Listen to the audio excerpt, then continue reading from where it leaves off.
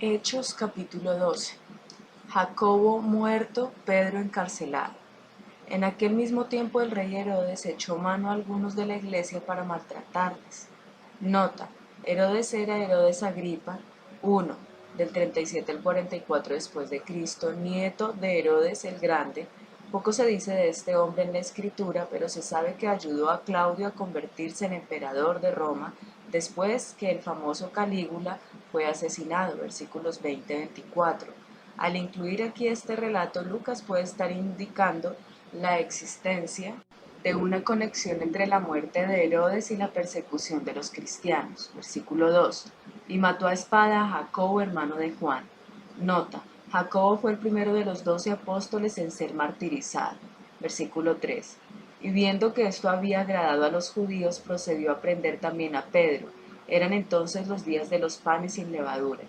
Nota: los días de los panes sin levadura eran parte del festival de la Pascua que se celebraba en primavera.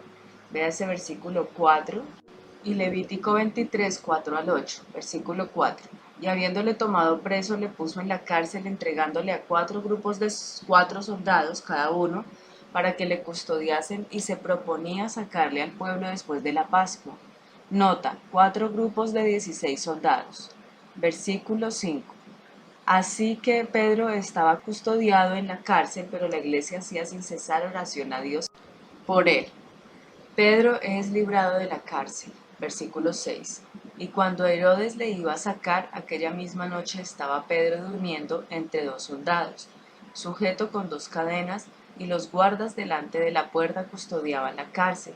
Y he aquí que se presentó un ángel del Señor, y una luz resplandeció en la cárcel, y tocando a Pedro en el costado le despertó diciendo: Levántate pronto. Y las cadenas se le cayeron de las manos. Le dijo el ángel: Cíñete y átate las sandalias, y lo hizo así, y le dijo: Envuélvete en tu manto y sígueme.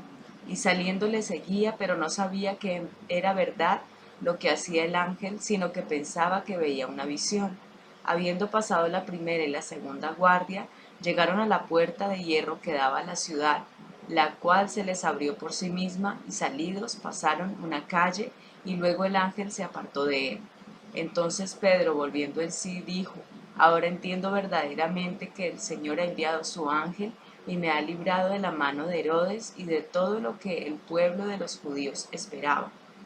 Y habiendo considerado esto, llegó a casa de María, la madre de Juan, el que tenía por sobrenombre Marcos, donde muchos estaban reunidos orando.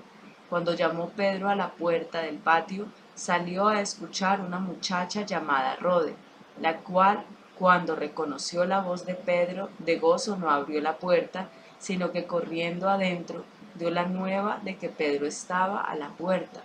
Y ellos le dijeron: Estás loca. Pero ella aseguraba que así era. Entonces ellos decían: Es su ángel. Mas Pedro persistía en llamar, y cuando abrieron y le vieron, se quedaron atónitos. Pero él, haciéndoles con la mano señal de que callasen, les contó cómo el Señor le había sacado de la cárcel, y dijo: Haced saber esto a Jacobo y a los hermanos, y salió y se fue a otro lugar. Nota: Jacobo era hermano del Señor, véase Marcos 6:3, que se convirtió en el líder de la iglesia de Jerusalén, 15:13-21-28, y quien escribió la epístola de Santiago.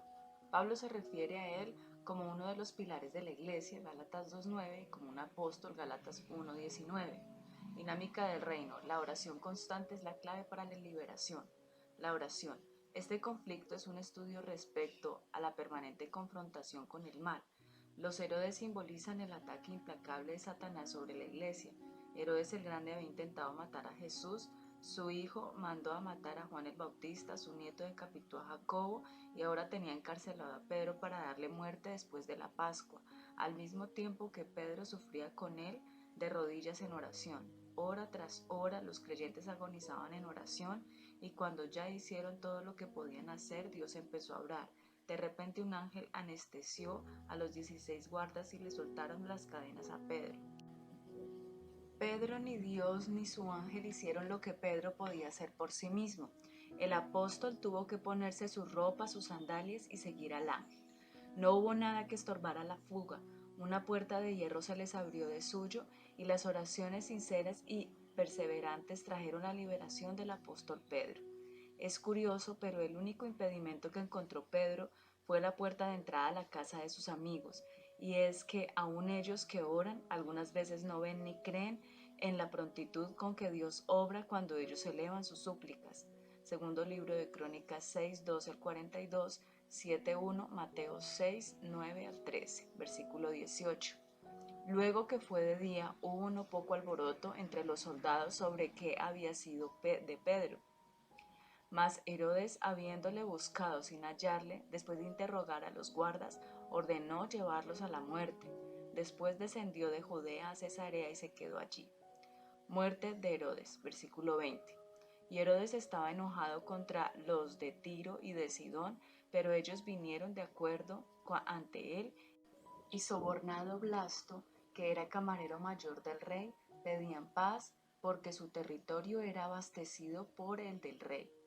Y un día señalado, Herodes, vestido de ropas reales, se sentó en el tribunal y les arengó, y el pueblo aclamaba gritando, voz de Dios y no de hombre.